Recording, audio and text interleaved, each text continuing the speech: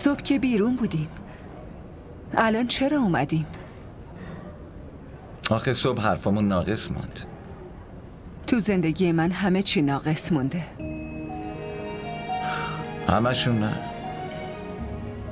شاید تو گذشته لحظاتی بوده که خب تو به خواسته هات نرسیده باشی. آره گذشته چقدر عجیبه، نه؟ چقدر ظالمه که ولمون نمیکنه و همیشه با همونه. ببین، اگه تو به جای گذشته در مورد حال آینده فکر کنی، میتونی گذشته رو همونجا نگهش داری. مثل وقتی که روی شن یه چیزی مینویسی، میفهمی؟ اون موقع موج میاد و میبرتش. راستش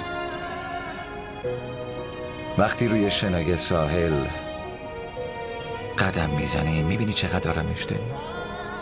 من واقعا لذت میبرم.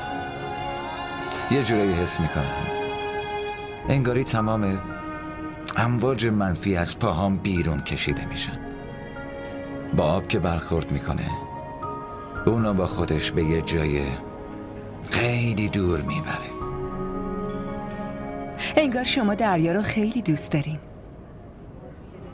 حرفا که میزنید خیلی عمیقه. این حرف دله. تازه دل آدم ها مثل دریاست. توش همه احساسات و عواطف پنهانه. ویده، من میخوام همه حرفای دلمو بهت بزنم. حرفایی که تا حالا به هیچ کسی غیر تو نگفتم.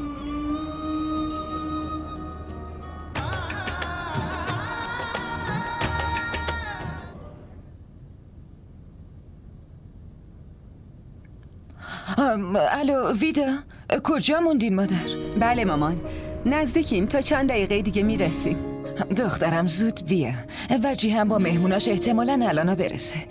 ویدا اگه زودتر میومدی و درست حسابی حاضر میشدی خیلی خوب میشد. مامان لباسای الانم خوبه. خب الانا دیگه میرسیم. باشه دخترم، فقط زودتر بیا. خدافظ. خالم مثل مامانم میخواد تو همیشه ترگل ورگل بشی، درسته؟ آره، همینو میگفت. ولی برای من تو بدون آرایشم خیلی زیبا هستی.